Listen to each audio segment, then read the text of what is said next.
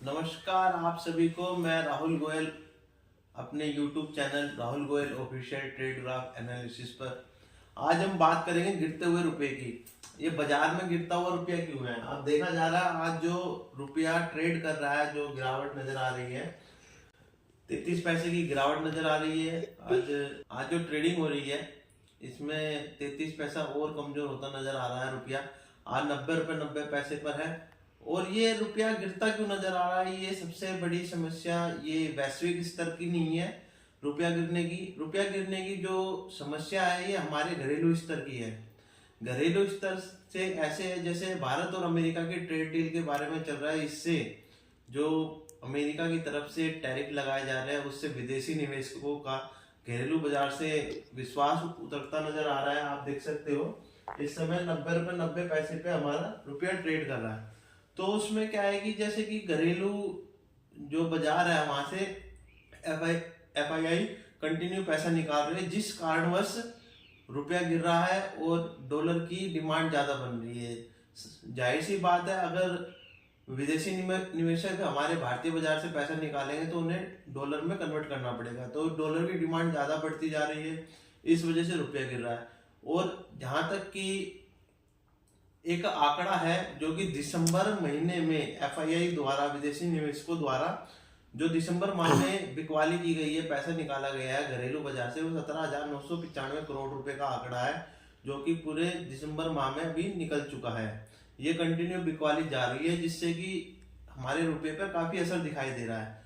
और यही अब हम इस आंकड़े की बात करें तो पूरे वर्ष की बात करें, पूरे 2025 की पूरे वर्ष की, तो इस वर्ष में 1,61,000 करोड़ रुपए का एक बिकवाली नजर आई है। 1,61,000 करोड़ रुपया बाजार से निकल चुका है, जो कि विदेशी निवेशक निकाल चुके हैं। ये जो हमारे जो देश की करेंसी है, एशिया की सबसे खराब मुद्रा में प्रदर्शित हो रही है, क्योंकि ये लगातार गिरती हुई मुद्रा नजर आ रही है। इससे कि इसका एक और असर देखने को मिलता है, जैसे कि इससे हमारी जो निर्भरता है, हम इंपोर्ट करते हैं विदेशों से, इंपोर्ट पे ज्यादा डिपेंडेंट है। जैसे हमारे देश में इंपोर्ट की जाती है क्रूड ऑयल है, यहाँ तक कि फर्टिलाइजर और यहाँ तक कि फूड आइटम भी। इससे कि क्या है कि जैसे वहां से सामान महंगा आएगा तो रुपया गिरेगा, डॉलर मजबूत होगा तो पेमेंट डॉलर में होती है। उससे क्या है कि रुपया गिरता है तो उससे महंगाई दर पे भी बहुत असर पड़ता है।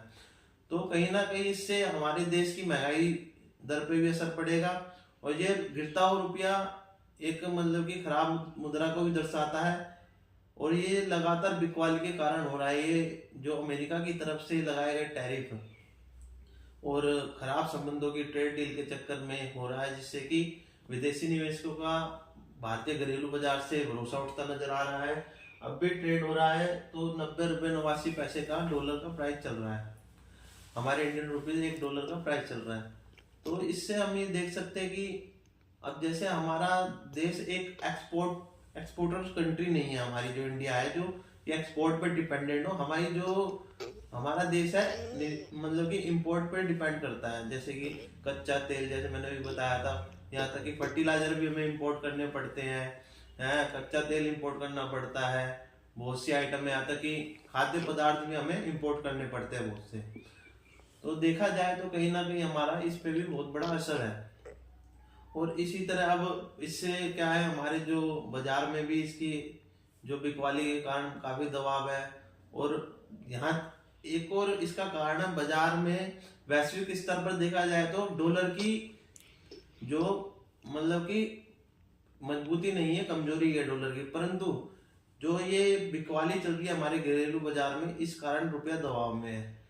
अब ये जहां तक उम्मीद है ये 92 रुपये तक टच करेगा, उसके बाद शायद थोड़ी इसमें कमी आए, बाकी उम्मीद लग नहीं रही है। ये कंटिन्यू इसको हमारे देश की मुद्रा गिरती जा रही है और इससे कमजोरी नजर आ रही है।